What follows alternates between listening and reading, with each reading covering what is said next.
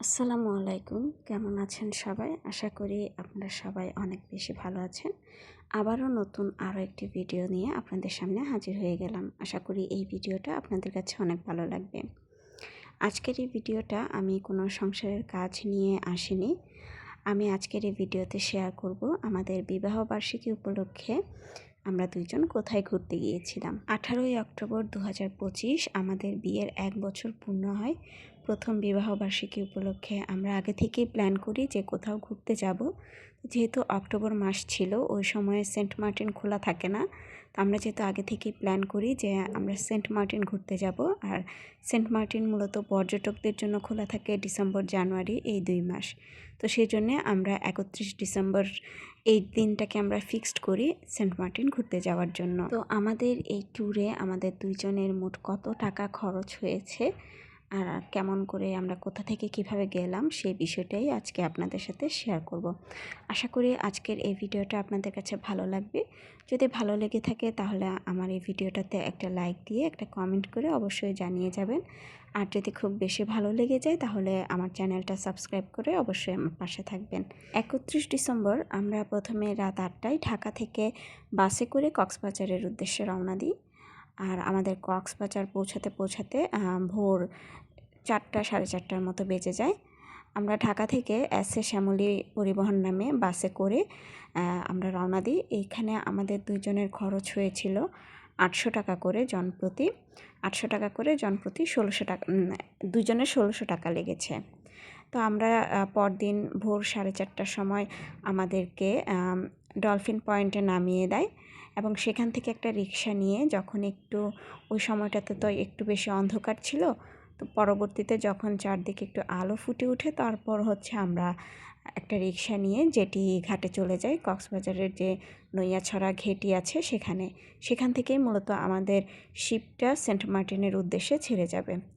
Saint মার্টিনে যদি আপনারা কক্সবাজার একদিন না থেকে যেতে চান তাহলে সেক্ষেত্রে আপনাদের খরচটা একটু কম পড়বে। আর যদি আপনারা মনে করেন যে এত লং একটা জার্নি একদিনে করা পসিবল হবে না, তাহলে আপনারা চাইলে কক্সবাজার একদিন থেকে তারপর আপনারা সেন্ট মার্টিন যেতে পারেন। তবে এই ক্ষেত্রে খরচটা একটু বেশি পড়ে যাবে, কারণ কক্সবাজারেও হোটেল ভাড়া খাওয়া দাওয়া মিলে একটা ভালো অ্যামাউন্ট খরচ হবে। তা আমরা আর কক্সবাজার স্টে করিনি, আমরা সেখান থেকে সরাসরি সেন্ট মার্টিনের উদ্দেশ্যে রওনা হয়। আর এই জন্যে আমাদের জার্নিটা একটু কষ্টকর হয়ে গিয়েছিল, কারণ সারা রাত জার্নি করে আবার শিপে করে জার্নি করে যাওয়াটা অনেক বেশি কষ্টদায়ক ছিল। আমি এর আগে চট্টগ্রাম থেকে আমরা ফুল ফ্যামিলি গিয়েছিলাম, সেটা বে 1 শিপে করে, যেটা চট্টগ্রাম নেভাল থেকে ছাড়ে। ওই জার্নিটা এত বেশি কষ্টসাধ্য ছিল না, আর অনেক বেশি এনজয়ও করেছিলাম। তখন আমার বিয়ের আগে গিয়েছিলাম আমরা ফুল ফ্যামিলি, কিন্তু এবারের জার্নিটা আমার জন্য অনেক বেশি কষ্টকর হয়ে গিয়েছিল। তো যাই হোক, তারপরেও সেখানে যাওয়ার পর এই কষ্টগুলো একেবারেই ভুলে গিয়েছিলাম। ঢাকা থেকে সারা রাত জার্নি করে সাথে সাথে আবার শিপে উঠে সারাটা দিন জার্নি করে এত লম্বা একটা জার্নি করার পরেও যখন আমি দুপুর 2টায় সেন্ট মার্টিন গিয়ে পৌঁছাই, আমার সারাদিনের ক্লান্তি একেবারেই শেষ হয়ে যায়। এত সুন্দর একটা জায়গা। কক্সবাজার থেকে আমাদের শিপটা ছাড়ে সকাল 8টায়, আর আমরা সেন্ট মার্টিন পৌঁছাই দুপুর 2:30টার দিকে। সেন্ট মার্টিন পৌঁছে আমরা নেমে সবার আগে হোটেলে গিয়ে আগে দুপুরের খাওয়া দাওয়াটা শেষ করে নিই। তারপর আমরা যে হোটেলটা আগে থেকে বুক করে গিয়েছিলাম সে হোটেলে চলে যাই। তো 2 দিনের জন্য আমাদের দুইজনের হোটেল ভাড়া লেগেছিল মাত্র 4000 টাকা, আর শিপের টিকিট আমাদের দুজনের লেগেছিল আপ ডাউন 9000 টাকা।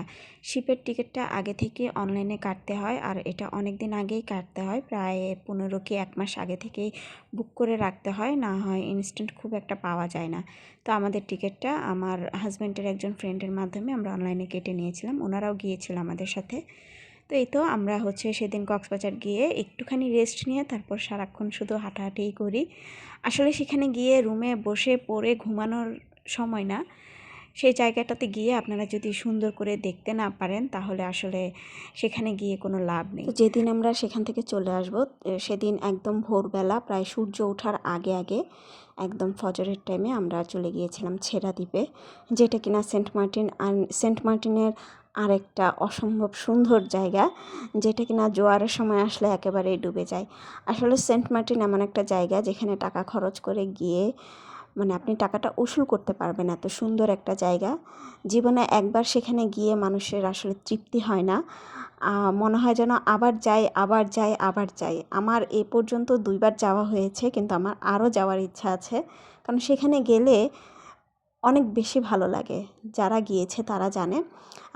আর সবার কথা জানি না, কিন্তু আমার অনেক বেশি ভালো লাগে। আমি অনেক বেশি এনজয় করেছি, বিশেষ করে নীল পানি, সকালের শীতল হাওয়া আর ঠান্ডা পানি যখন পায়ে লাগে অসম্ভব ভালো লাগে।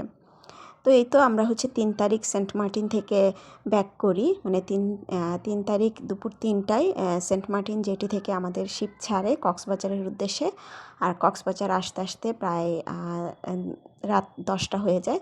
তারপর আমরা সেখানে একটা হোটেলে খাওয়া দাওয়া করে রাত 11টায় একটা বাসে উঠি। এরপর আমরা হচ্ছে আবার আমাদের বাসায় চলে আসি।